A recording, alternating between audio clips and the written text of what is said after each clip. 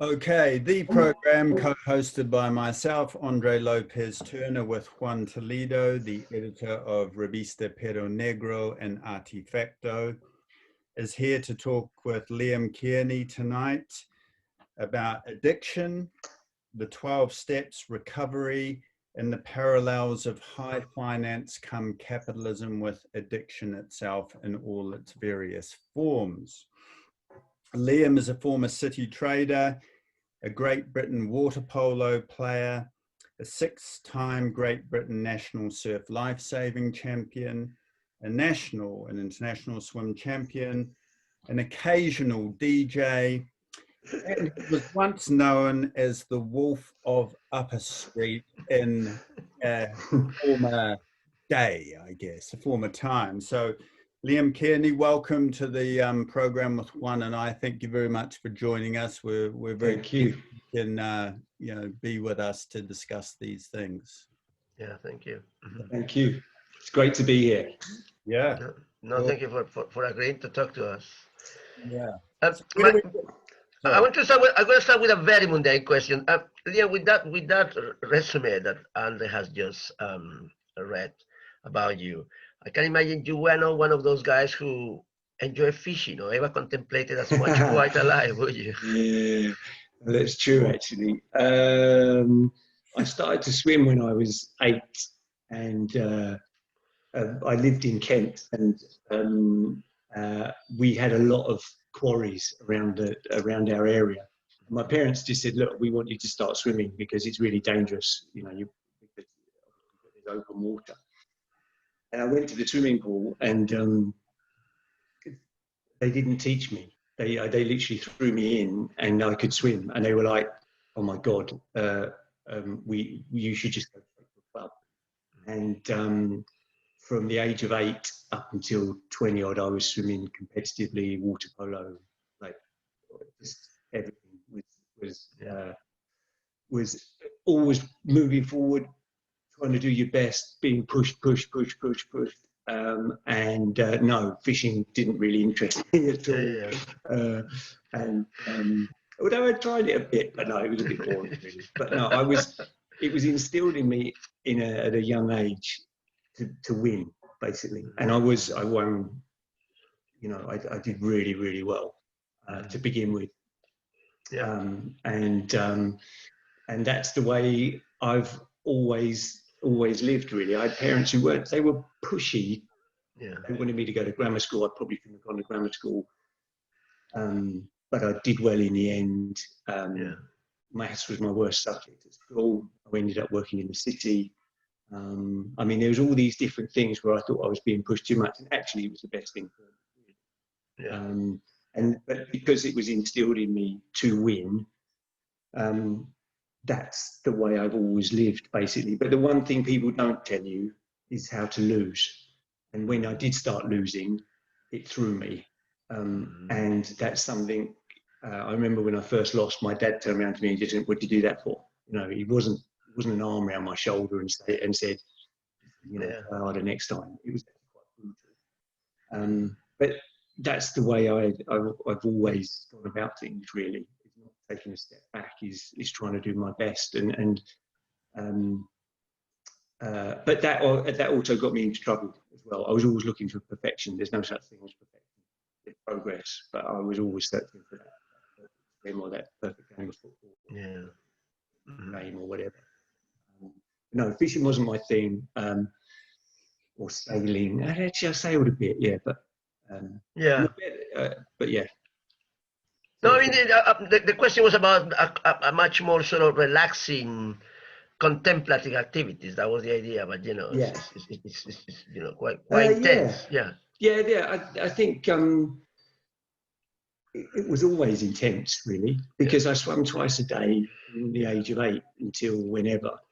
And I didn't really have a life outside sport, honest. And the relaxation was watching telly, probably. There wasn't, or having a massage, or it was always really focused and quite driven. And my parents weren't particularly well off, so all their financial as much as they could, they supported me financially, and everything went into swimming. So if I turned around and said, "Oh, do you mind if I have a day off going fishing?" They were like, "Hold on a minute, we pay for you to swim." You know, so that's the other thing as well. They didn't have the finances to be able to support another type of sport. Or, but did you think that? Did you ever consider yourself an adrenaline junkie? And if so, where do you think that was instigated in you, or something more natural? It was part of your physique and your personality and your mental disposition. It's weird. As a kid, I was very shy, really, really shy. I found it hard in relationships. I found it difficult, like with girls and stuff. I found, because I think I was, from a young age, trained to be an adrenaline junkie. I found other things quite difficult to perform, really. I didn't have very many friends outside of what I did. But yeah, I really was an adrenaline, and I still am, really. I mean, we swim in the open water, you know, that's from a little earlier. I mean, wow, that's an amazing adrenaline rush. So I just channel it in different ways now. I was going to say, just relating to we share some similarities in the sense that I played very competitive sport at a very young age for my county as well, and I thought, you know, adrenaline definitely comes into it, but discipline is really strong. And I think also, I don't know about you, Liam, this kind of weird maturity where you're like 8, but you're being talked to like you're 25, and you're all quite responsible, and you're kind of old men, but you're really young, and you're playing the sport that you're meant to enjoy, but actually sometimes you're not really enjoying it because there's all this pressure about being in the top team, adults putting this amazing dynamic where they make it almost bigger than you do as the kid. Like, it's like you're playing an international when you're sort of playing another county. Did you have that kind of dynamic going on as well? Where it was kind of... Yeah, I mean, when you read my bio, it sounds quite impressive, actually. When I was actually doing it, there were points when I was very young. I did it because my parents, obviously, I was fantastic at what I did, but then when you get to around 14, 15, and there's different influences on your life, where I was struggling with school because I was swimming so much, and I used to cry while I was swimming, basically swimming up and down, and because I just knew, you know, I just wasn't. I think I had a... Could you come forward a bit? Sometimes you come out of story. Liam, I think maybe the microphone on the thing for you. Oh, is that better? Yeah, the voice tends to go. Yeah. Yeah. Okay. Sorry. Is that better? Sorry. I think that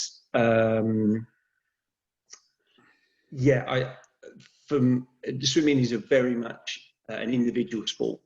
You have to be driven. No one else can help you. It's just you on your own, and you have to put in the time, the hours, and it's you against yourself almost. Totally. And there were points when I cut out earlier, in my teens, where the sport was the same, but I was a different person. I was growing up. There were other influences. There were guys going out with girls at school. You know, I used to look at a girl and just blush, basically. I didn't have a clue.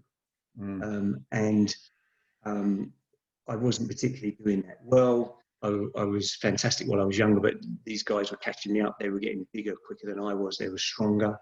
I was trying to find ways to get stronger. Yeah. I remember when Superman came out, my dad gave me the mix with the Superman drink that got, you know, the Superman body. I mean, just these crazy things. Yeah. And so I think that, as I say, the sport was the same. I had to be as driven, but there were various outside influences. I went to a grammar school, and it was very, very hard. There were guys in my class who were Oxford candidates who were so bright. It was incredible. And I struggled. Mm. I was trying to mix both my schooling and my swimming. In later life, I became a better team player. It took the pressure off me, and I was always better at teams like waterpolo and stuff like that. I was a better team player because I'd had enough of being so driven myself, basically. Yeah. And I was just going to say, you know, if you think about cocaine, okay, it's one of the great stimulants of all time. Yeah. Yeah. It was amazing. I mean, pardon me? No, I mean, yeah, I've always... Well, I was just about to say, like, go on. I interrupted. yeah, I like this this phrase. When I studied sports psychology, they said, "Does the sport attract the person, or is this person attracted to the sport?" And then when I was, you know, involved in drug and alcohol rehabilitation and stuff, and in those worlds, I used to do the same question. I'd think, is the person attracted to the drug, or is the drug attracted to the person? And I work on that, like, you know, as we know, you know, cocaine. You know, if you want to be chilled out and peaceful in a beautiful bubble and feel euphoric and wonderful, okay, there's ecstasy, there's heroin, pain-free. But if you want to be charged up, focused, fired up, full of bravado, really confident, strong, gonna decimate everything in the world, you do cocaine. And so, you know, you can see how they come together, really. Yeah. There is a physiological reason for it. Cocaine, you know, comes to the front of your brain. It's the frontal part of your brain. So the activity is quite intensified. Those characters you said, you know. And then you mix it with your bio. Yeah, you mix it with trading in the city, and even, you know, lawyers. I mean, really, you don't, if you're going to choose a drug, you don't choose really, well, some people do, I know they do, but you don't choose a sort of depressant sedative. You don't choose something that gives you life, whilst you're doing that. I mean, this is my opinion, Liam. No, also, I was thinking about the metaphors for Liam, you know, from being a swimmer, you know, in literal sense of the word, to swim among sharks, you know, in the city, that kind of stuff. You know. To me, when I found cocaine, it promised me the world. Basically, it made me better looking. It made me the life and soul of the party. Yeah. It made me more confident, and they were the promises. The reality was it stole everything from me. It stole my looks, it stole my money, and in the end, it stole my soul. But initially, it was the answer, because I could walk into a room and I'm like, "Let the party begin," because I'm here, you know. And that's the way it was. And when I started in the city in the mid-80s, I used to work for these Arab Lebanese brothers, and they do cocaine all day long, basically. And that's how I was first introduced to it. And I didn't really like it, actually. I did acid and other things with my mates, and that was fun. That was really funny. Yeah. And then gradually, you know, I was earning a fortune. So I came with my drug of choice, basically, because it gave me all the answers. But then it steals your soul and leaves the person, the community, and other people. It steals their soul too. Yeah, totally. It steals everyone's soul. It's even I won't speak for you, Juan, being a Colombian, but you could say it even steals a country's soul. It's a really nice phrase you use. It promises you everything, gives you everything that I think we already have. I think the wonderful thing about 12-step recovery or any kind of, you know, recovery is you realize that what you were looking for, you actually already have. Yeah. But, you know, you don't think you have it, or, you know, it's been lost, or your background, but you actually have it. And then, as you say, it's fun.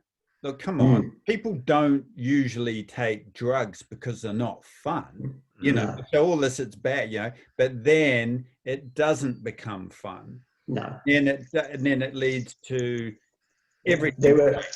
I would say there's 3 stages. There's fun, which is just the initial, you know, few years, incredible, such a laugh. Then there's fun with consequences, financial, medical, mental, and then the final stage, consequences, the fun song, you on your own. I used to have we used to live in Primrose Law, and I had a disco on the top floor, basically. And in the end, I would be DJing up there on my own, practicing, and I would turn the music right up and just sit there screaming, "Someone please get me out of this," you know, because I couldn't see a way out. Wow, yeah. And dependency, yeah, it was just that's the point I got to where I was using all day long. It was like I would leave the house. You know, people leave the house with a phone, keys, wallet, and the other thing I'd leave with was I could not have it with me. I couldn't be that person to say, "Have you got any?" I haven't got it with me. It was part of my life. Basically. It was so ingrained in the end. Yeah. Well, you know, the one of the street calls of drugs is food. It's one of the slang terms. Have you got any food? Who's got food? Who's got food? And some people who don't know that, I remember being somewhere and this person said, "What the hell are all those guys talking about food for? You know, they're eating that kind of stuff. They've got food, these guys." And I said, "Just be quiet. Let's keep going. Let's move on. They're talking about heroin, actually, is what those guys are talking about." And they were going, no, he's talking about food. Should we go and give them a bit of food? Or, so, you know, what you're describing is, it becomes your food. Oh yeah, totally. Listen. I kickboxed for 20 odd years, and I would use before I started training. I would literally pick it up on the way to my kickboxing, and I just thought, I just have a little bit, just see what it's like this week. You know? So I would train for an hour and a half off a nut, basically, and wonder why I'd almost have a heart attack. You know.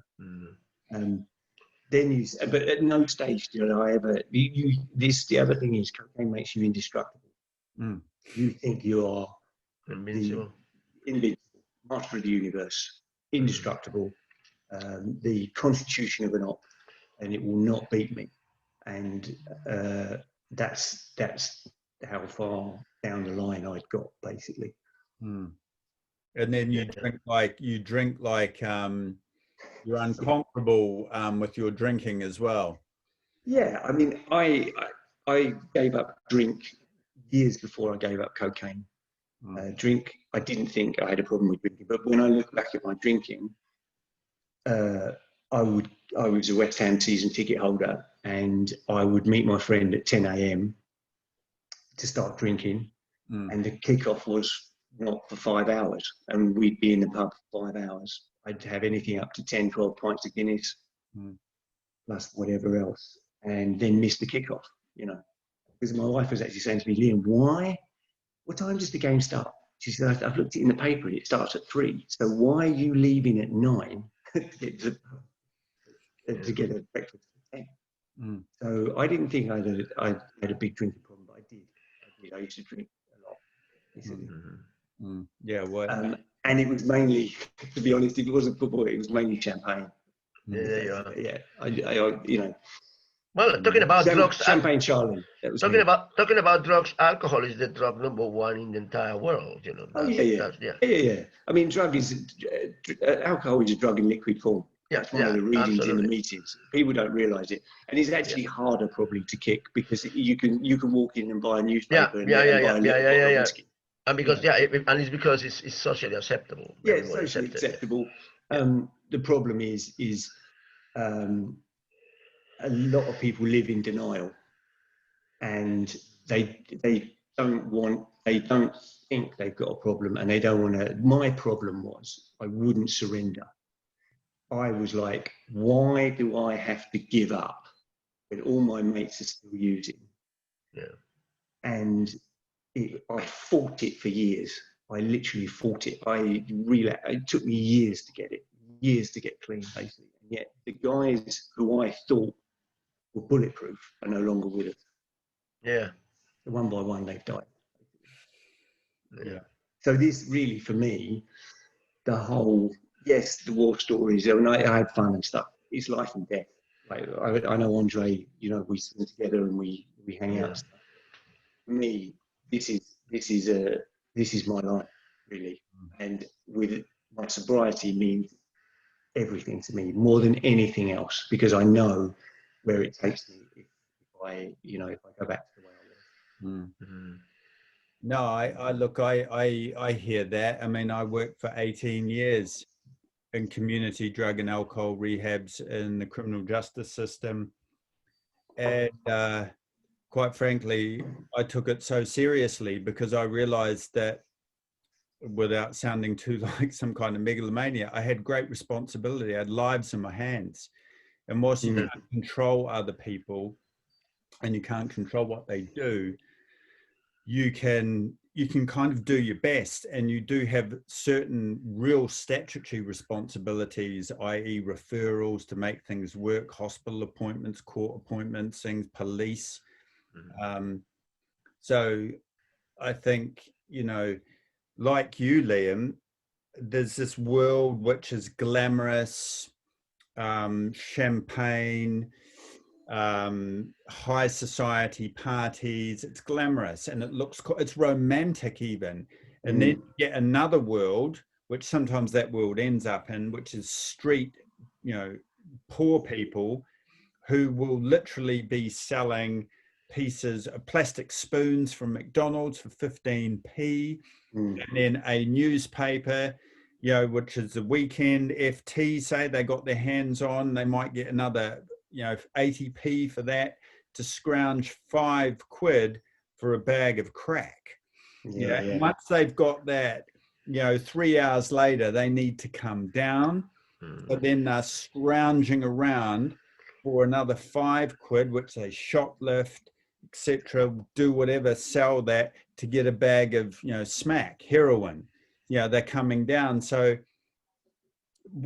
and then you get different type of people, you know, you get sort of celebrity rock stars, etc., that sometimes can get a bit of a different treatment from other people. But as you just said, it steals everything, it takes everything, unless someone's constitutionally an ox. Now I don't even buy that one, but and it leaves a path of destruction. I was just wondering, you know, just a sort of a parallel kind of or a similar universe. We talk often about, you know, rapacious capitalism, or, you know, this, and we talk about it, you know, mass greed. Some people in our world aren't addicted to maybe drugs and alcohol, but they're addicted to power and money. And I totally agree. And you know, to the point where I heard that some people in the top 6 or 8 billionaires in the world, some of them, one guy, I won't name him, but genuinely is distraught if he goes down a number. And that, yeah, and he's a healthy guy, etc. But this kind of rapacious greed, and that also, I feel that's an addiction, you know, and consumerism. One of my colleagues once said, addiction's so complicated. He said, addiction without a voice. Then he said, more and more and more. There's just never enough. And yeah, we've got an economic model predicated on economic growth. There's never enough. That's the solution. And if you go around, just to finish, if you go around the world in certain countries, you come across millions of cheap, badly made, plasticky, crappy market products. And you think, they're telling us we need more economic growth and more.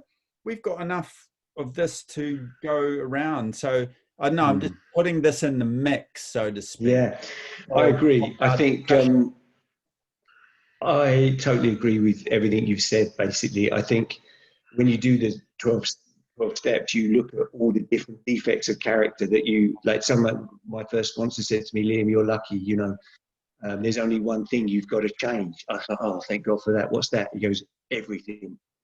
So, and, you know, I was, greedy, selfish, dishonest, all these different things that the 12 steps actually changes you. It humbles you. It right sizes you.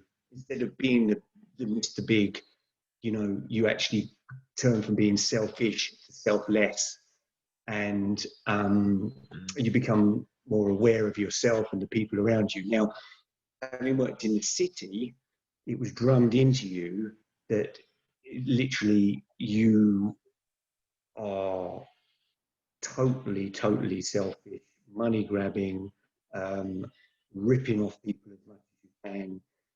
It's like and Andre was saying earlier, I used to work with a guy who had a team of traders, and if it was bonus time, you could see it would be one for the leader, one for the trader, then two for the leader, one for the trader, three for the leader, one for the trader, four for the leader, etc., etc. So he's in the end, his bonus pool was around, well, I don't know, I took over a trading desk, and managed it, and saw how much the manager was paying himself. He was and I got this terrible bonus at the end of the year. I was like, I couldn't even work it out. It wasn't a percentage, it was just a round figure, which means it wasn't a percentage. Then when I looked at the books, when they gave me the books, he took I think it was over 98% himself. And they signed it off. They signed it off. He actually went in there and was able to basically convince them that he was worth that much. It was ridiculous. I work with guys who earn a fortune every day, and they were the most unhappiest people because there was someone in the room who earned more than them. Yeah. And unfortunately, that is the way the city was run and still is run. And I think it's the same with politicians, with power.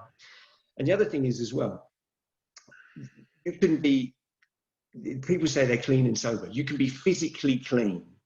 You can, i.e., you are completely abstained from everything, but mentally, you're not sober. You can be exactly the same person. You would think that they were still abusing drink and alcohol and stuff. They're not, because of the way they are. They are crazy if they don't work, you know.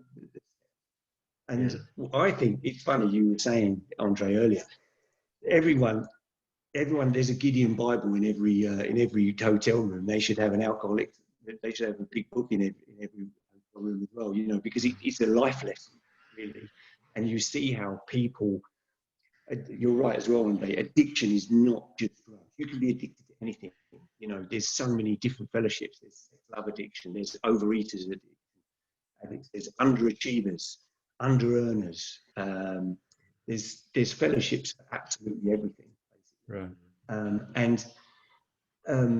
When you see, I don't know, the President of the United States, in Trump, you know, their whole, they're blinkered into it's just about them, and it's, you know, it is an addiction. You can be addicted to absolutely everything, and I think power is a big one as well. You know, especially billionaires, because they just know they can rule people as well. You know, power is their drug, basically. It really is. I mean, the parallels are enormous, isn't it? The too much but never enough sort of kind of dictum, isn't it? No, exactly. But also the whole the accumulative nature of capitalism. Capitalism, in whichever way or form, tends to accumulation. And we were talking just before the program. I was saying to you that, and this is not mine. This comes from William Burroughs, the American writer, who actually wrote, interestingly enough, he wrote for the 7th edition of the British Pharmacopoeia a whole list of all the drugs that he had tried, or he tried. And it was an enormous amount of lists. And he talks about, for example, addictive drugs. And he talks, for example, things about cocaine, how cocaine is not physically addictive, but mentally addictive, like tobacco and stuff like that. And he talks about the effects of cocaine. remarkable. Cocaine. Freud talked about, thought that cocaine was much better than alcohol. He was prescribing cocaine against cases of neurosis and depression. That was the other thing. Just give cocaine, which I presume it works. If you are depressive, start to taking cocaine and stuff like that. But the fundamental thing is about that. Drugs as the perfect capitalist product, the perfect capitalist commodity, because it's never enough. It's never enough. You consume it. It's the product that needs to be renovated constantly. More than food. That's the reason why that parallel was interesting. I didn't know that people call food, when you are dependent on drugs, people call it food. But it's those elements, isn't it?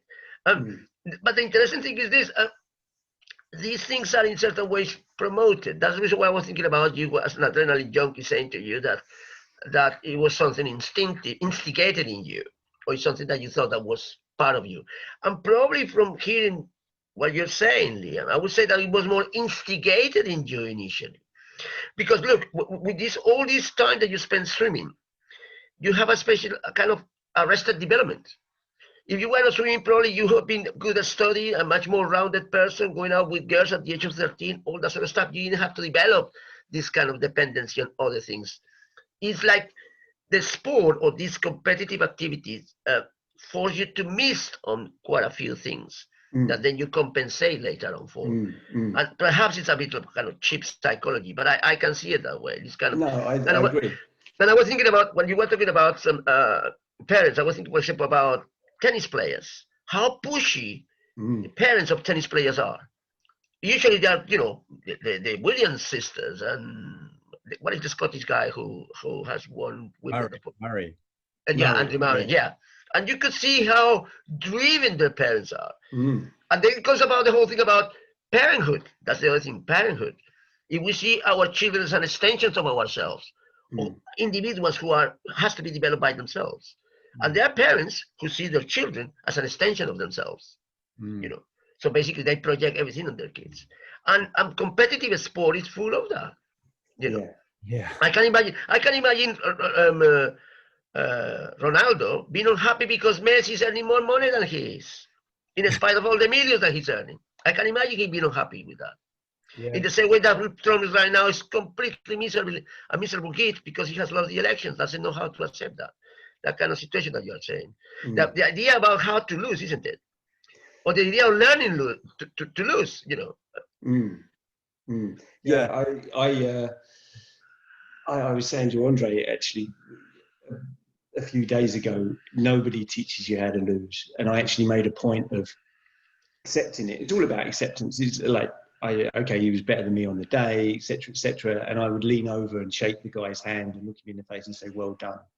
Yeah. Whereas I think my dad would have me get out and, try harder, run away. And I was like, look, you know what? I've got a gift. I didn't beat him this time. I'll get him next time. But that's, that, going back to pushy parents. Yeah, I actually did a course at, I didn't do a rehab. It was actually at the Priory where there was blanks in my childhood where I'd literally shut it off. And they basically, the course took you back to join up those blanks, basically. And the blanks mainly were in my teens when I wasn't happy. And I blamed my parents for that unhappiness. And they put you into more or less a trance, and you're holding a cushion and you bring your parents back into the room, and I just was screaming at them, why did you make me do it? Which is all good and well, but then after the course, you have this, immediately, I thought, well, I resent them for being so pushy. You know what? They were only doing their best. I was great at what I did, and they wanted the best for me. They weren't that well off. They paid the money for me to swim every day. So they said, listen, we want value for money. It was an investment. It was an investment. I was an investment. I tell you what actually happened was, where my career turned in about 14, an Australian lady she turned up at our club, and she was a coach for an Australian national coach. And she said, do you mind if I help the kids, train the kids here? I'm doing a year's work swap with a colleague. And she took me under her wing, basically. And she turned my career around, basically. And she said to me, "You're swimming too much. You're swimming every day, twice a day. It's too much. You've got competitions coming up." She said, "I want you to take a week off for that big competition." And she was giving me massages with like oils and stuff like that, teaching me how to eat. And my career just went stratospheric, basically. There you are. My parents, all they could think about was about, hold on a minute. Yeah. You're not going to swim for a week. That means we've lost our money. You know, like, hold on a minute. You can't stop for a week, you know. Yeah. So, yeah, pushy parents, you have them everywhere, don't you? I mean, you can imagine. Yeah, absolutely. But the other thing is that it's how much we glamorize and even sort of kind of idealize the idea of the child prodigy. And that the race of that child prodigy, you know, I mean, whenever we see a prodigy, think about music, think about the parents who are pushing the children to play Rachmaninoff piano concerto perfectly by the age of 11 or whatever it is, those kind of elements, you know, and is this idea that, you know, the child who is very, very good at something, we kind of idealize it. We are mesmerized by their abilities so early on, and then needs to be exploited and stuff like that. What the problem is that the problem has to do with physical decay and sport. Sports do not accept physical decay. You know, one of the things I like baseball, one of the few sports I practiced was baseball. One of the things I like two things about baseball. One mundane, one not so mundane. The mundane was one of the few sports with cricket when you can wear trousers. Fine. I thought, great. You don't need to show your legs. Great. Well, I don't want to see men's legs. Great. One thing. The other thing was that it's a sport when, you know, fat men at the age of 42 could still play, throw the ball. I thought, wow, that's interesting because it doesn't happen in football. It doesn't happen anywhere else. It happens in something like baseball. So, but it was like, it's this idea that it's like with mathematics, with philosophy, with many things, that your best work is produced when you are very, very young. You know, mathematicians are supposed to produce the best work by the age of 20. Swimmers, what is the age of an Olympic swimmer? You must know this, Liam. At what time do they peak? At the early 20s, don't they? Yeah, they peak in their 20s. So that was my, you see, that was, my biggest regret is I didn't carry on competitively because I worked in the city. Everything went out of the window really, and I found drinking drugs, and there's no way I could swim because I was just out. It's physically impossible basically. And I let it go, and it was probably 5-6 years ago where I got back into swimming.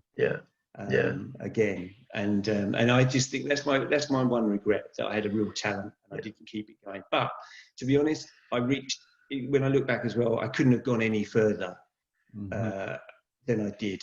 Probably intuitively you knew that. I don't know. Yeah, I think so. The other thing is, a friend of mine, his son plays for West Ham in the juniors, and he sees child prodigies. He saw this particular lad who was just amazing. You know, he was about 7 or 8 or 9 or something like that. And he'd already had groin operations. He was playing so much football. And he was saying by the time he's 16, he's going to be finished. And that was pushy parents, basically. Sorry, Andre. No, I just wanted to contribute.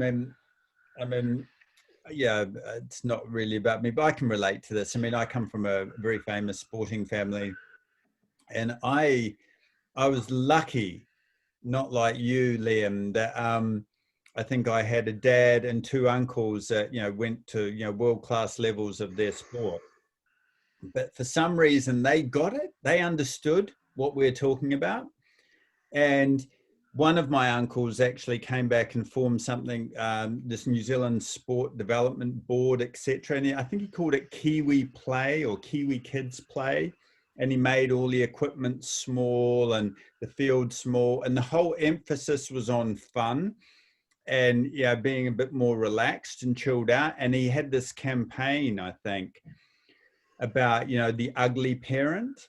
And I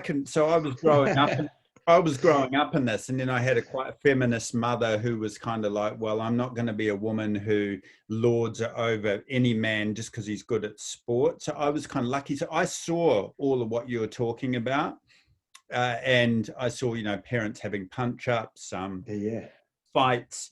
and still, whilst at my level for a while there, you know, like playing with guys who then went on and played international cricket, I was lucky that I actually, a bit unlike you, saw that a lot earlier, the ugly, pushy parent, and we had these campaigns. But I remember my uncle got really crucified by people who were saying, "What are you doing? You're a hypocrite." And this is, my uncle was like voted possibly the world's best player. And they were like, "How dare could you do this?" And there was a lot of a kickback to that kind of thing. But this whole identity and projection that you're talking about is interesting. And then, you know, Juan, you saying about the capitalization of drugs, like just trying to put this all together. And then Liam saying, well, yeah, we've got different identities. And I'm always interested in the 12-step model, etc., and how it goes, because we have so many identities as human beings. We don't have just one. And, you know, you have an identity as a sports person, and then it goes because of your age. You have an identity as your job, and it can or cannot go retirement. And then you have, but I remember some of the criticisms of a 12-step model. Yeah, as you're aware, I would always promote it and push it, but, you know, it'd be like, oh, yeah, the first step, breaking denial, I'm an addict. And some people go, well, look, okay, but you're a lot more than just an addict. And I would say, okay, but fella, this is actually just about breaking the denial, and possibly very helpful for the maintenance side of addiction, because you can't bargain with addiction. Once you stop, you know, you have to remember that sort of first step, or, you know, I am a this, but then, yes, I've got all these different identities. I guess all of nothing works in isolation. So, and then you get, you know, the perfect capitalist product, like you were talking about. I guess, I don't know where I'm going with this, but if I would go on the ugly parent, transferring their wishes, their desires on a child. You know, if you're talking about rehabilitating yourself and recovering, these are the conversations that you end up having. And I would just say, Liam, just the last one, are you kind of grateful that you are where you are and you've gone through that? And what I mean by this is because there are some people in life who never go there. I'll finish up here. Let's pick some sportsmen and women that I'm sure we all know, I certainly know. Since he was 4, he was told he was just great. And he was great. He's now 78. He's never moved from that world. He's still being told he's great. So he never lost that identity, etc. But he hasn't gone on much of a journey, apart from the game that he played, that he was great. Then he became an administrator, a commentator. You can't talk about David Bowie behind you, the art, philosophy. It's very one-dimensional. I'm not saying he or she's an addict, but the journey of recovery, or 12 steps, I think I've found my question here, makes you a better person. Yeah, it does. Did you say that, or? Yeah, totally. Look, I think, firstly, for me, I don't know where to start, really. The whole process gives you hope, because you come in, someone said to me, what is it? I turned from a hopeless dope fiend into a dopeless hope fiend. And the 12 steps has saved my life, basically. And it is a program that you have to do every day. The only step you can do properly is step 1, and that is complete abstinence. The step 1 is all about honesty. The first 2 words, we admitted, we got honest. Now, if you can get honest with yourself and get honest with other people, you will get this straight, you know. And for me, that was the hardest thing, is getting honest. I would lie that I was sober, and I wasn't. I would lie to my family, to even people in the fellowship. that I was sober, and I wasn't. I was taking meetings and I was using cocaine in the meetings. I mean, that's how dishonest I had been, basically.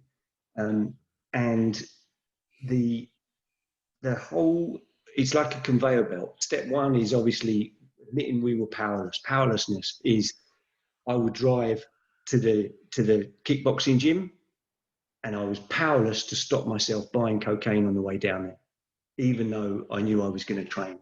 So my life had become unmanageable. I literally was totally reliant on it. The one thing I'd say is that recovery means that you have two lives.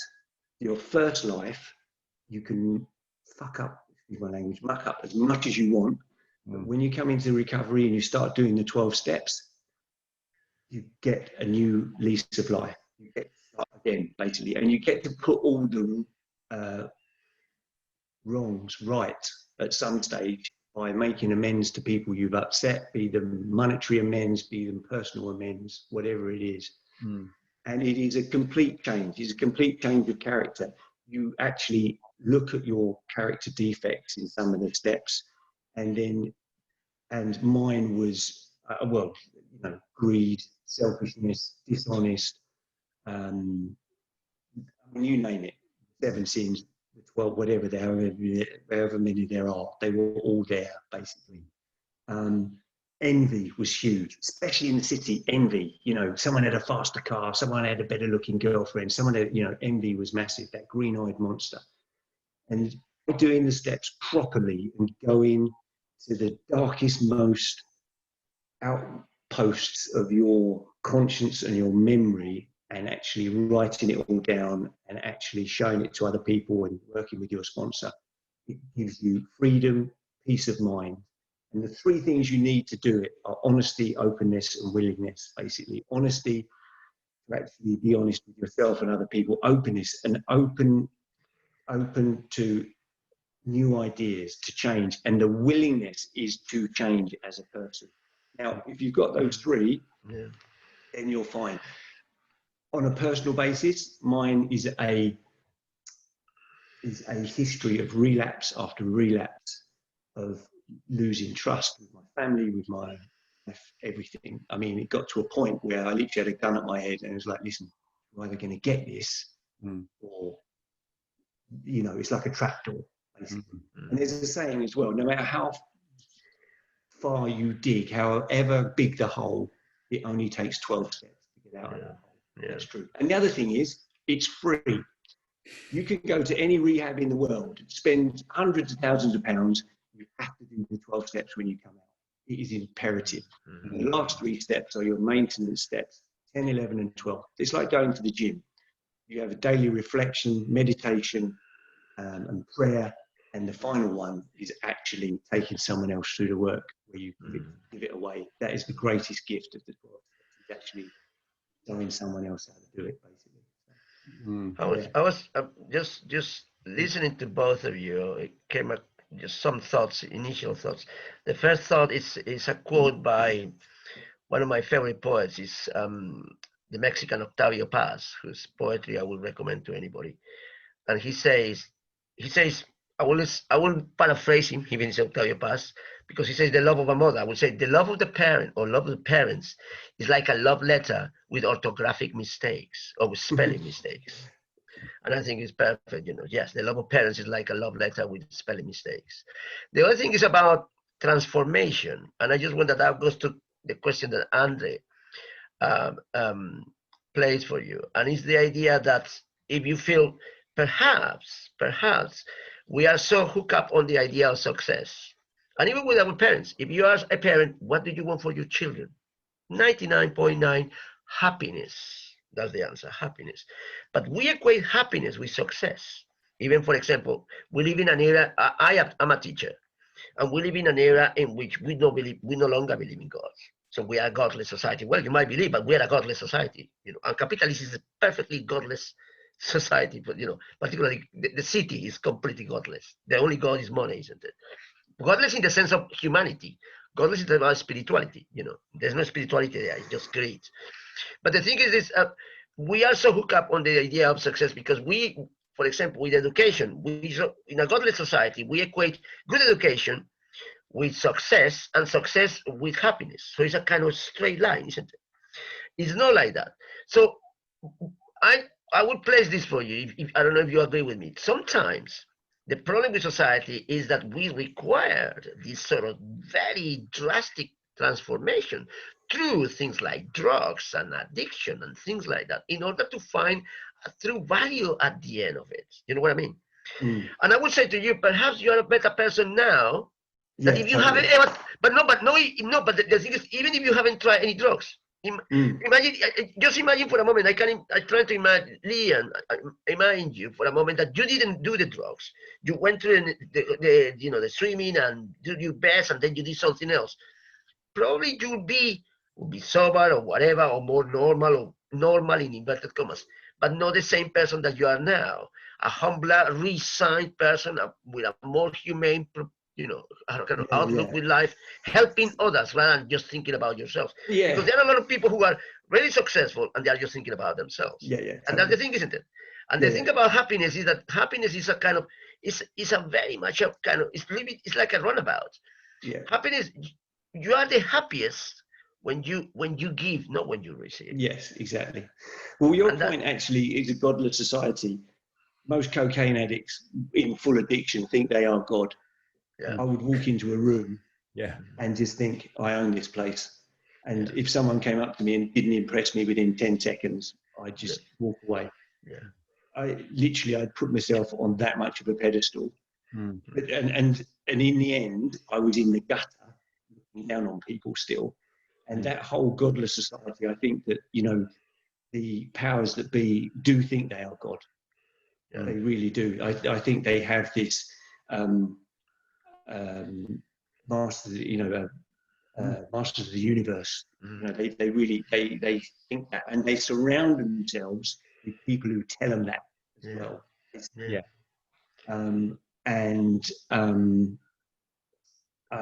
It is. Yeah, I totally agree with what you were saying. The other thing is, am I a better person? Yes.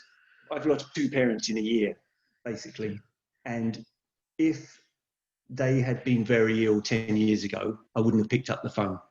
It really was, what can I get out of this situation that betters me? Nothing. They need help. Then I'm sorry, I'm too busy, really.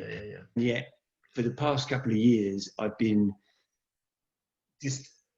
this is a natural reaction, and it's not something that I want praise for or anything, but I was there for them. I was present. If they wanted something, I'd be there. If they wanted me to go to an oncologist with them, I would be there. If they needed something, I would be there. I would stay with them. I would talk to them. And that is priceless. And I think the greatest gift I've given my parents is the knowledge and that when they passed away, I was sober. Yeah, that's nice. Because they worried about me so much when I was in active addiction and in the city, that I've given them the peace of mind that they know that I'm safe and I'm sober, and that's the greatest gift I can ever give them, basically. And also the companionship when they need it most, probably at the end of their lives. I literally would not speak to my parents for 6 months 10 years ago, and they would ring me and go, "Hello, do you remember us?" And I'm like, "Yeah, what do you want?" Like, I'm too busy, being God. Do you know what I mean? I'm too busy, trying to impress people. And it's just, you know what? It's actually really tiring being someone you're actually not. And today I wake up, and I look around the room and I'm like, you know what? I've not upset anyone. It's peace of mind, it's freedom, and I'm comfortable in my skin. Whereas I think I was always trying to be someone I wasn't, and that was because I worked in the city, and it was always, you're always trying to better yourself, and actually, I was never the real me. No, just to add another quote. Sorry about this literary quote. Just coming with all the comments that you are making, Liam. But Pascal has a famous quote that says, "The problem with man is that he cannot be happy by himself in an empty room."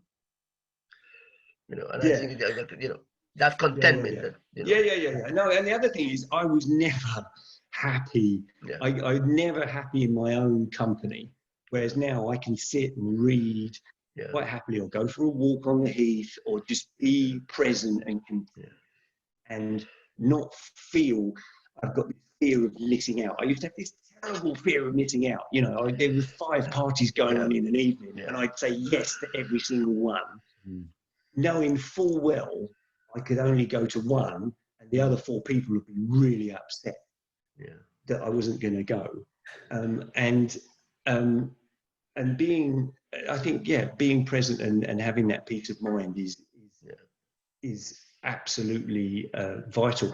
Or no, it's actually a gift that recovery has given me. And the other thing, like I was saying, not liking your own company. You know, I used to live on my own when I was in my early 20s and late teens or whatever. And I would play football on a Saturday and Sunday lunchtime, and within an hour of leaving the pub, I'd be ringing my friends going, "What's going on?" What, you know, they say, "Liam, we're just watching telly. What's wrong with you?" You know, I would always have this fear, like, you know, we've got to be doing something. And that was all. That just, I wasn't happy in myself, basically. Well, it's I mean, these are powerful human things. I mean, they're so difficult. I mean, that quote is so powerful, Juan, but also we need each other. We are social animals as well. And I was say the other side of you know, capitalism and addiction is I and me, and there isn't much we. And I'll put it out here that I think you know, some societies we've become extremely individualistic, and when we think of like China at the moment, China's quite a we society as well. There is a group collective, but you know, this selfish, egotistical I and me, and you know, whether it's in the city, whether it's in drug addiction, or in a lot of society, actually, we struggle to, well, you know, like mask wearing, right? Whatever you think of mask wearing, and you know, the debates around it. You know, I was struck by my wife, a doctor, said, "Well, I don't wear a mask for me. I wear it for other people. You know, I do that for other people." So, and someone looked at what, you know, and so selfish, selfless, all these different dynamics, and just I would even say this conversation that we're having sometimes. If I go back to a certain person that I know who's almost 80, but still, like, you know, if it's not about him, then hey, he's not interested. And you know, Colombia, where's that? Or you know, if he an identity, if he did know, it would only be, unfortunately, a very negative identity. Ironically, cocaine. Yeah, they're interesting. But I do think what you're saying about, I mean, I think there's a structural problem. Yeah, because so it's moving on the 12 steps. If we think about being open, honest, and willing, like, this is my opinion, my thing. If we look at the current way that we live as a collective globe and what we are doing to each other and the planet, you know, this 12 steps is not a bad way or a spiritual program to get out of it. We don't need to be doing what we're doing to each other. You know, we don't need, it's not if we were in America, this conversation, I would just be accused of being a communist and a crazy guy. I leave it on. I'm saying I'm quite happy for Mr. 98% who's extremely wealthy to still be a wealthy guy, but I'm not that cool with him, you know, making the 1%, you know, the other 12 members of staff take 1%, but in a macrocosm, you know, are we going to chop down the Amazon because we want to make cheap furniture that we don't need? You know, so feed the cows for the Chinese. That's the there you go. All these done it, but the 12-step being a spiritual program, open, honest, and willing. Would you say? I mean, Liam, the other day you sent me this wonderful little piece on WhatsApp, and to paraphrase it, it was something like, an American dude, not picking on the Americans because they're great people, meets a Mexican guy on the beach, sees him fishing and says, "How you doing?" He goes, "Good." He goes, "Have you caught?" And he goes, "I've just caught one fish and I'm taking it back to my friends and family. They're going to cook it and we're going to chill out and have a nice day." And the American dude goes, "What are you doing? You know, you could effectively make this fish and turn it into a big, you could have fleets of ships and buildings and a business, etc. And the Mexican guy keeps on going, and then what would happen? He goes, well, then you could probably move to Miami, and then you could set up there, and you could have these cars. And the Mexican guy goes, well, and then what would happen? He goes, well, then possibly you could expand out into South America and Central America. And the Mexican guy keeps on going, and then what would happen? And it gets to the end of the road, and the American guy, by this stage, is obviously, he goes, well, then, you retire, kick back, get yourself a nice little place on a beach in the sun and chill out. He went full circle. Gone full circle. What I'm saying is, anyway, the 12-step program, a spiritual program, could be a good way for us to look at how we run our society. Yeah, I look, having seeing both sides of the fence, where I thought I was bulletproof, was earning a fortune, no one could touch me, was literally not a loose cannon, but literally, if someone said to me they went to Tenerife, I'd say I went to 11 Tenerife, because I always wanted to be one better than them. And ego was huge. My ego, in recovery terms, they call it easing God out, basically. There was no God in my life. I was God. That was it. And after having, if people say they've done the steps, you don't just do the steps. It's the continual process. It's the same as when you service a car. It's an ongoing process, and you have to keep that process going. But the longer I am sober, and the more I see the way the world works, and like you were saying, how cocaine brings countries to its knees, and the internal problems they have. I love Mexico, but there are places now in Mexico like Tulum, which is completely run by drug cartels. Drug cartels. There's shootings in bars. I mean, come on, that basically, and we are the end user of that, basically. And well, that's a huge contradiction, Liam. Yeah. I mean, on the political side of it, one of the problems with things like the drug trade is that it brings the nastiest, more Darwinistic side of capitalism. And he's able to do that because it's outside the frame of the law.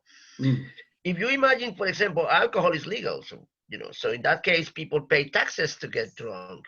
Will people pay taxes to get high on cocaine? And it's a huge debate there about how to manage those kind of things, because the drugs are not going to disappear, but people are making huge amounts of money. The Latin American point of view is that the people who are making money are the banks in the financial centers in London, in Frankfurt, in New York, and Miami. Who wash it. Kind of washing the money, it's basically processing all that dirty money. HSBC was found out to launder something like, I don't know, almost $3 billion from drug money. What was the fine? Something like 300 million pounds or whatever. Of course you pay that and you carry on doing it. So there's a financial dimension there which you cannot escape. The thing though, the 12 steps that Andre reflects to is probably this idea of rethinking the idea of progress, and what you just said, teaching people how to fail and fail as a sort of and a tool to become better. Not to become better in the sense of producing more and consuming more things, but a tool about humanity, about in certain ways the limitations of us as human people. Yeah. I think humility is huge. Yeah, humility is huge. Humility. You hear people talk in the street, and you just think, oh God, that's so their net worth, or they went to Oxbridge, or and it's just like, just be humble. You don't need to say that sort of stuff. Just be humble. You know yourself what you are and who you are and how well you've done. Nobody else needs to know that. Not within the first 2 minutes. But Liam, it's because society forces us to sell ourselves constantly. Exactly. It's one big sales pitch all the time. And actually, we're pitching ourselves all the time. Pitching constantly. Look at me. I do this. I do that. And as I say, it's 11 a reef. I'm always one better than you. I try and be better than you. and Yes. and it's horrible. But unfortunately, that is the way society is, and you're quite right. It's bred into us, basically. Yeah. You remind me of that famous scene in Spinal Tap. You remember when the speaker goes to 11? Say, what does he do? Well, what does he do? Well, it's one more than 10, isn't it? Exactly. It's always that one, But then that's the same as everything, isn't it? Politicians and big corporations, all looking just pushing forward and pushing forward, and to the detriment of the planet, to the detriment of the people, to the detriment of like South America with drugs and stuff. Yeah, totally, absolutely. Yeah, and I'm quite passionate about that, because I see sadly the drug trade or the war on drugs is also because the dominant powers that be exclude the global South from trading with them. So if we just go to the American model, they subsidize their farmers. They tell the South Americans to not subsidize their farmers. They put up trade barriers for the South. No, they send the army to protect their corporations. That's what they do. There you go. And then they take, that's one of the reasons why Che Guevara set off, because he saw Chiquita bananas and how destructive they were in Guatemala. And he realized they were an American corporation bleeding the peasants dry. So, the politics and economics of the drug war is, very sad. And then it goes, the militarization of it, the incarceration, which is very strong, obviously, in America, the inequality of the sentencing. I mean, it's just, as you said right at the start, it's just an awful destroyer of so much. Okay, yes, let's not get wrong. It's fun and it's a good time, etc. But you can get deeper than that. Eventually, it's all about changing our emotions and our feelings. And we've all of us here have been very high at various stages naturally and on drugs. And, so it's the human being. How do we do that? How do we manage ourselves? And, whether we legalize and regulate. And, from my understanding, the people that really resist some of that, and I know then we've got the abstinence model, but on that argument, the people that resist that are often law enforcement, the mafia, the cartels, and people with a vested interest in keeping this awful system going, and not for a good reason. So yes, it's a very dark, murky world. And it's not glamorous, as we know, but the 12 steps, a spiritual program, is such a good way to stop some of the ugly tide. And it's amazing when I'm a sponsor and I take people through the steps, and people come to me and they've lost everything. They've lost money, relationships, houses, jobs, the whole lot. And when you see them at the end of it, and the light is that, there's light in their eyes, and they're sober and they get to live a new life. It is the most amazing thing to see. It really, really is. Their whole lives have changed, and it's an incredible thing to see, really, from the darkest depths of where they were to sobriety. And it makes them a different. It's incredible the change you see. It's incredible, and it's a beautiful thing to see as well. And it's just a shame that. Yes. Do you think, Liam, that those cases, those people, will? And I'll tell you why in a sec.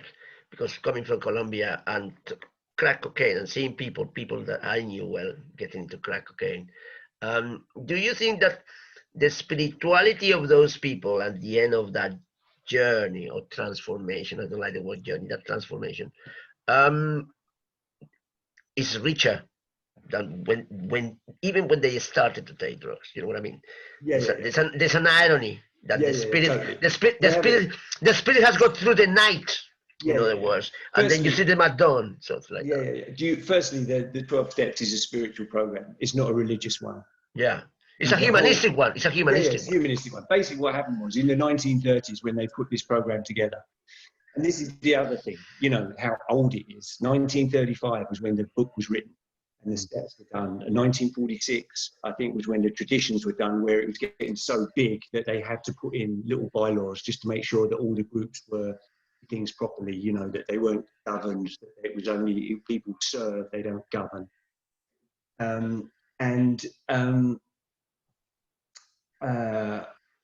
Basically, there were, in the 30s, there were two schools of thought, and you had the agnostics and the atheists who would not believe in any kind of God. Then you had these other Oxford groups and people like that who were very, very religious. Mm-hmm. And they were both, and their key between all of them, or the similarity between them, is they're all alcoholics, but some didn't believe in God and some did. So they had to find a way to gel the pair of them. So that's why you have a God of your understanding. So it doesn't matter, and that's the way they actually molded the two together, because one wasn't seriously religious and the other one wasn't an atheist. But if you have a God of your understanding, that's how they were able to really expand. After, if you do the steps properly, you'll have a spiritual experience. Yeah, I can imagine that. And I look, I sit here today. I've got years under my belt. I did not want to stop. Cocaine and alcohol were my life. I did not want to stop.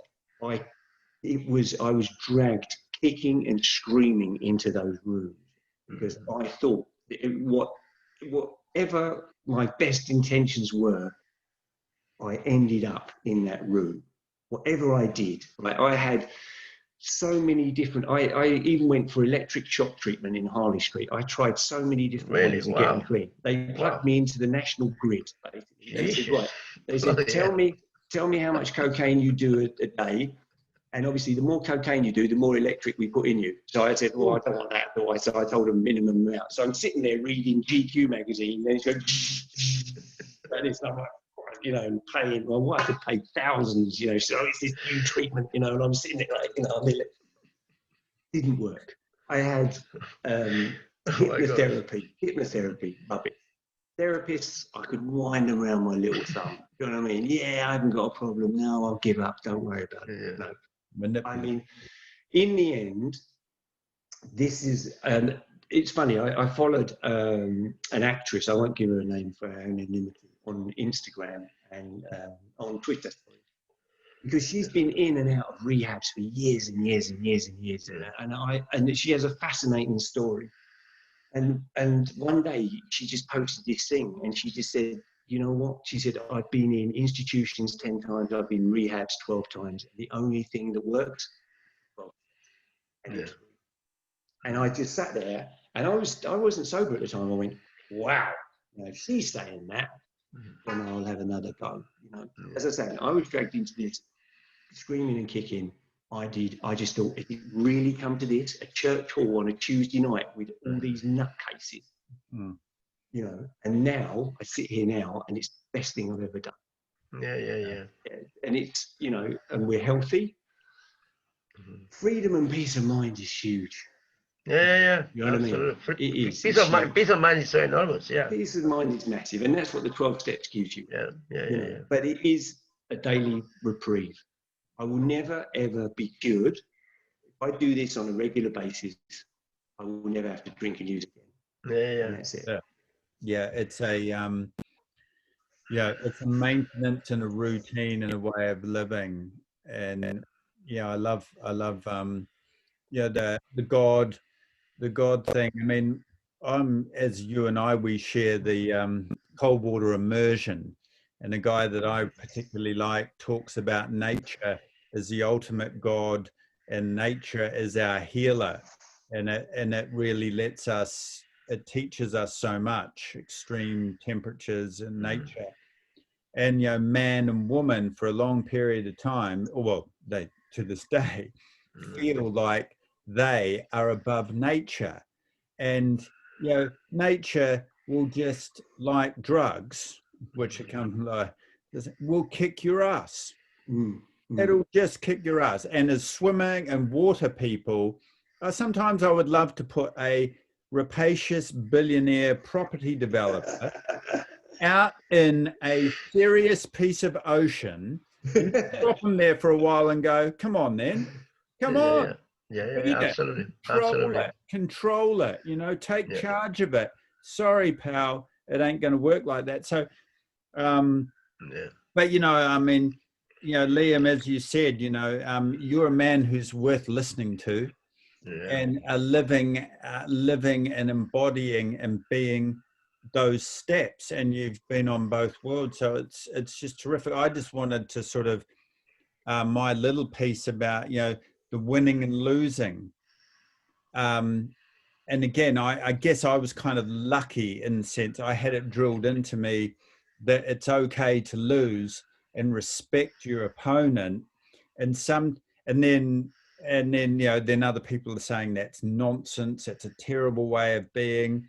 I can remember occasionally almost being beaten up in one team because I acknowledged that the other guys were just better than us, and they were better than us on the day. And it got to the point where I systematically went round and why we'd lost, and that wasn't good enough either, you know. But this whole idea of respecting your opponent, and not all the time, but sometimes people are better than you.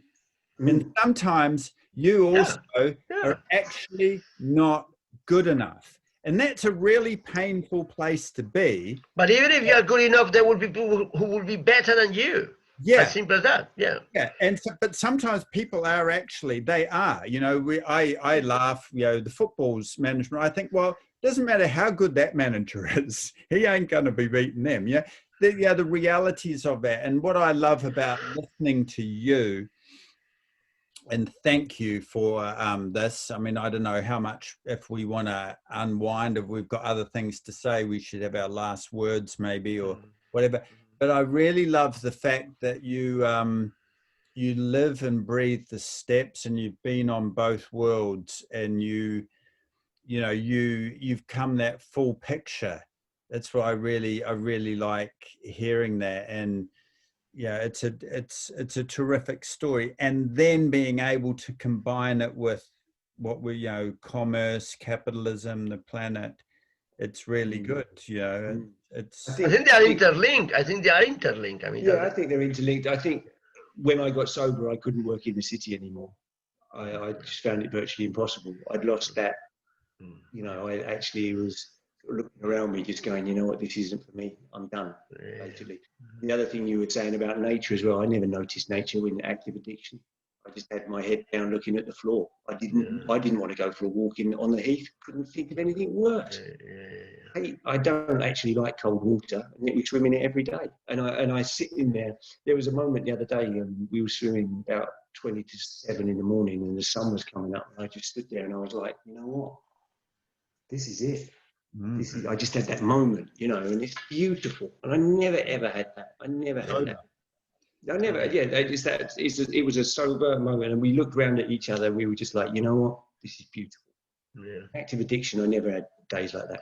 I think it's, I don't know where I come, you know, a lot of ideas out of this conversation. One is the kind of twisted spirituality that in certain ways we experience through substance abuse and stuff like that. But there's also another element, I think, is the cynicism of the world. You see people like the evangelical movement supporting Trump in the United States, and you think, oh my gosh, how can you be so cynical about it? So this spirituality they are selling, this idea of the spirituality and the God, is completely polluted. You don't want that. You don't want that. You need to find another kind of spiritualities. You know, I subscribe to the idea that, you know, it's easy to kill God. It's much more difficult to kill the spirituality. The spirituality is a completely different concept, and that in certain way the idea of God is much more than religion. Or religion, is a form of living. So I think I take all these kind of spiritual elements into it. Like the need for us to kind of, in certain ways, to cleanse the spirit. No, my parents were atheists. They were, and you talk. I when I got sober, I talked to them. And I've got God in my life now, and they laughed at me. They went, "What are you talking about?" I went, "Listen, me, God is there. I've just got to tap into Him." Yeah. And and there's a great poem, "Footprints in the Sand," where I talk to my sponsees, and basically when the guy he turns around to God and says, I'm going through hell.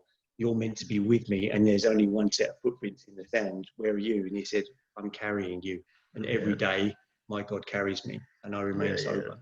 That's it. Good. Fascinating. I wanted to say that I think the whole idea of spirit and spirituality is fascinating. It's a bit like so very elusive, but I always had a little laugh about, people drink spirits. What do you want, spirits? And I thought to myself, I was sitting there actually in a drug and alcohol group, and I thought, hang about. Then we've got spirits. We've all got unique personal spirits, like we do. Like us three, we know lots of different people. In fact, everyone's got one. And in the Bhagavad Gita, a great Indian spiritual text, talks about man and woman spirit, and they can be dead or alive or fluctuating, etc. So I don't know where that one, but maybe someone in religion or spirituality went, whoa, like those Republican hypocrites went, hang about. If we put that spirit into that alcohol, maybe even though we're meant to be these, properly spiritual, God-fearing Republicans, maybe we could sell a few more Jack Daniels for him. I don't know, but look, we, as you said, our spirits get tarnished and dirtied and ultimately destroyed when we use drugs, destructively like that. We would, and that's what you, I think, originally came out with, Liam, didn't you? You said it's a losing game. Oh yeah, totally. It robs you of everything, It promises you the world, but robs you of everything. Yeah, it is. And also damage people around you too. You hurt quite a few people. No. The collateral damage is huge. It's huge, exactly. Because it's all about loss of trust. Yeah. Because you lie, and that's where you lie through your teeth. You actually believe your lies as well. Lies have kids. There's a saying, lies have kids. You've got to have a really good memory to dig yourself out of a hole and remember everything. And that's the worst thing about drugs is the lies. And then through lies you lose trust. And if you're married, it takes you years to build up that trust. And that's trust financially. That's all sorts of trust. And it's something you've got to work on, basically. But it's if you don't. It's funny. It's either life or death. And when someone said that to me when I first came in, I was like, oh yeah, whatever. It is. The older you get, if you're still involved in this stuff, it will kill you. And I've seen it, and that's it. And the one thing that the 12 steps give you is hope. Hope for a better life, hope for better health, and to rebuild those bridges that you've burnt, basically. And it's an amazing journey, and it's a journey for me that took years to do, but that's also it's a journey that I pass on, because it's not everybody gets it first time. And there's a saying as well: we don't shoot our wounded. If you relapse, you come back and you try again. There's no finishing line, there's no medal. It's just your life. It's a life worth living. Sober. Yeah. No, I know. Well, look, I think, should we round it up here? On behalf of Juan and myself, ztradio.podomatic.com, Revista Pero Negro Artefacto, program on YouTube, sounding like a real American. Like a corporation, a media corporation. News and weather next. Yes. So, Liam Kearney, thank you, Liam. Identities. many thanks again for you know, sharing your knowledge and experience with us. And you know, let's hope all of us human beings, whatever we look like, whatever color we are, whatever we are, we use some of these stuff to be better people on the planet, you know. Yeah, indeed. Average. Thank you very much. Thank you. Thank you. It's